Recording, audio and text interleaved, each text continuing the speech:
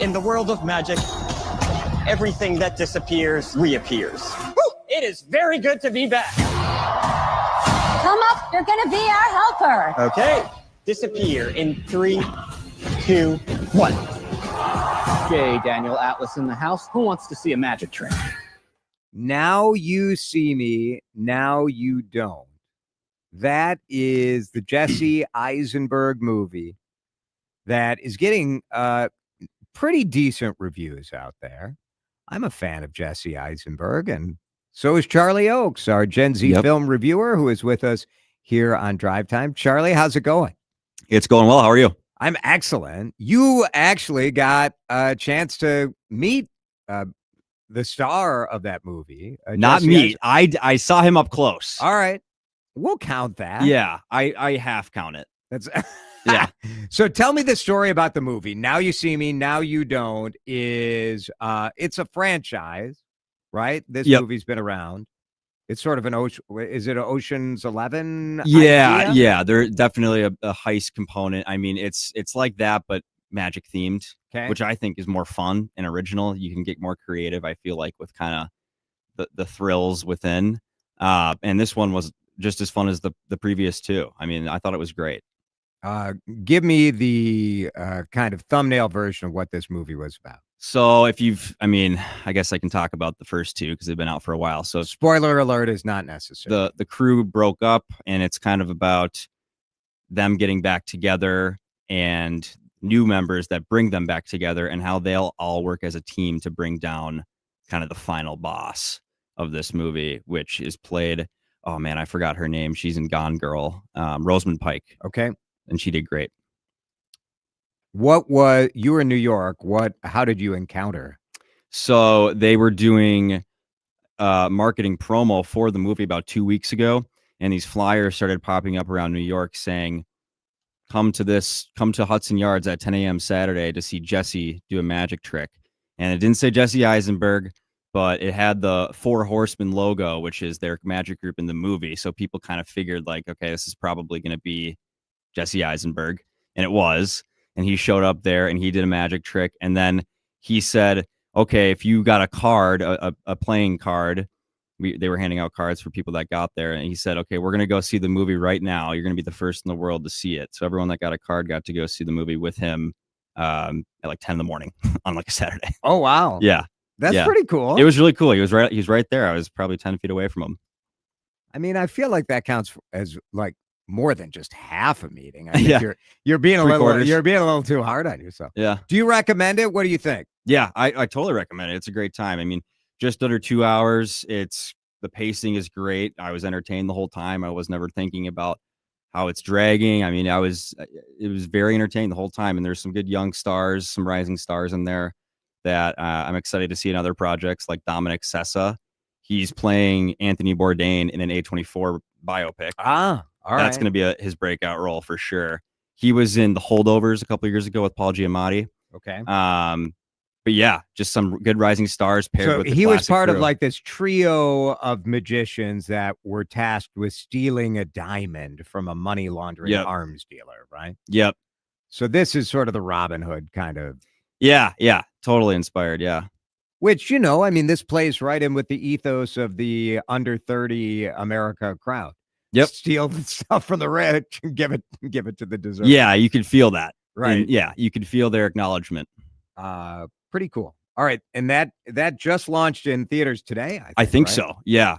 I saw it on Monday or Tuesday, and it was a press and public screening. So there's a good mix of audience and good reactions. It was really fun. All right. Now You See Me, Now You Don't. So I wanted to ask you about a number of flops that we have been hearing about when it comes to Hollywood, because it feels to me that the summer was pretty successful at first, and then like it's just been nothing. Like Hollywood has had a bad run, and there's been a lot of attention about this Sydney Sweeney movie Christie that made like what, $1 million only or something like that. Just absolute, which my question for you, and the headline in the New York Times is 25 movies, many stars, 0 hits. Hollywood falls to new lows. What is your take on what's going on? Well, it's a mix of two things, the biggest being streaming. And secondly, I think it's just we're still feeling the COVID repercussions. I mean, even 5 years later, it's like there's people that just refuse to step into a theater. And they'll just say, oh, I'll just wait for it on streaming. It'll come out in 2 weeks, which is true. Like a lot of these theatrical windows are way too tight. And that's what's hurting the box office the most. It's like you're only going to get these month-long theatrical releases with maybe big ones like Avatar 3, Marvel movies, things along those lines, those higher budget films. But it's like for these indie ones like Die My Love with Jennifer Lawrence and Robert Pattinson, like there needs the marketing, the budget is just, it's not there to match the amount of people that are going. It's just not going to be a hit. I mean, some of these data points in this story that the New York Times did is sort of astonishing. Summer, when they adjust for, the cost of movies and whatever, and they try to compare it, this summer was the least attended since 1981 after adjusting for inflation and excluding COVID. Jennifer Lopez and Diego Luna were in Kiss of the Spider Woman that cost $30 million and only sold $1.6 million. Oh my God. After the Hunt with Julia Roberts. Yep, that one flopped. Big director there too. $70 million to make, collected $3.3 million. Oh my God. I didn't know those, oh man. That's a tough market. What movies are succeeding? Franchise. So Yep. Predator. Now Predator still in its first weekend got $40 million. Yep. Predator Badlands. Now that movie cost $105 million to make. Sure. I mean, you get to a point where there was a lot of conversation about, all right, our movie's done. Are the theaters done? And then it seemed like there were enough blockbusters where we thought like, well, no, people just want an event. Yep. They'll go out for an event. But now I'm wondering, like, I don't know, maybe we are settling back into, like, as you said, just people waiting for stuff to come out on streaming. My argument there is I do think 2026 will be the biggest year and best year for movies of all time. And that's, I think, going to be a significant turning point in the film industry, but also with these movie theaters kind of getting back up and running.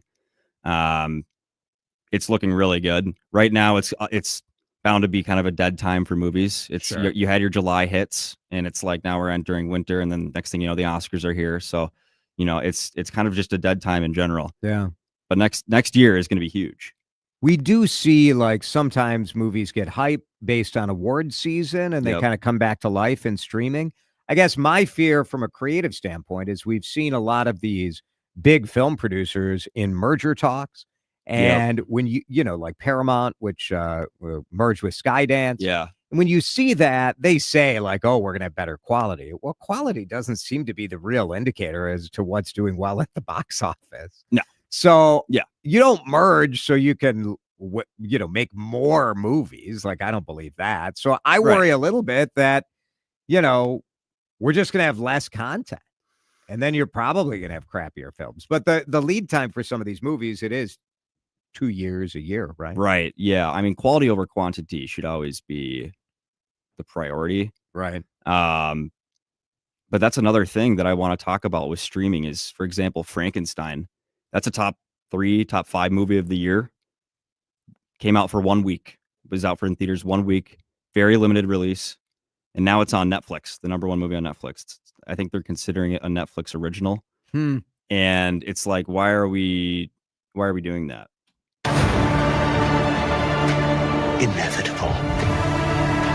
Unavoidable. Until it became truth.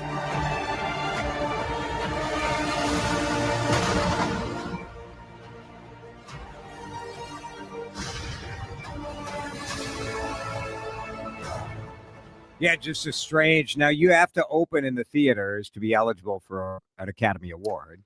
That could be it. That could be part of it. But when the news broke that this was going to be Netflix streaming day one, people freaked out. It was getting a lot of hate. So then I think there was a push to, okay, let's get it at least in the theaters for a week.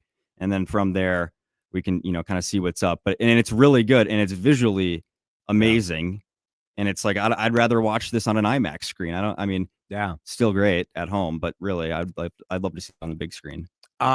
Next kind of couple weeks, anything we should be keeping our eyes on as we get to the holidays? Yeah, well, Marty Supreme, Christmas Day, the new Timothée Chalamet, he is projected to win that Oscar for Best Lead. I mean, in the people that have seen it early, which is a very select few amount of people, but it's going to be down to him and Leonardo DiCaprio in one battle after another. So that's going to be the biggest one, probably of the winter. What is that? He's a ping pong player, and it's kind of about his rise to fame and, you know, kind of navigating the hardships he faces when people doubt that he can actually make money within the sport. Imagine that pitch. Okay, it's a movie Yeah. about a ping pong player, Yeah. and it's Timothée Chalamet. Okay, let's go. Yep. Yeah. So that's going to be a really good But one. maybe that was pitched in the same time. Like, what was that Netflix series about the chess players, right? Like the Queen's Gambit. Mhm. Queen's Gambit. Yeah. You never know. Interesting. I like it. I'm all Yeah. for it. It's Why going to not? be great. All right. Very good. Leo DiCaprio, by the way, that movie you loved, right? Oh, that's the best of the year. But it was another one that didn't exactly light up the box office. Yeah, but you also, I think of a couple factors there. You have Leonardo DiCaprio, who probably wants, I mean, he's probably getting paid anywhere from 20 to 30 million for that. Sure. And then you have the marketing there was there. I saw ads for that. I mean, the cast and marketing is a huge part of that budget, but it's like there's not a ton of CGI in that movie, whereas Predator Badlands is like alien warfare, and it's like that's where the money's going. So I mean, it's just two different things. But yeah, I mean, it's expensive stuff. Like there's no doubt that it's just very expensive to make a movie. Charlie that Oakes, scale. we appreciate it. Gen Z Movie Critic. We'll see you next time. Thanks for coming in. Thank you.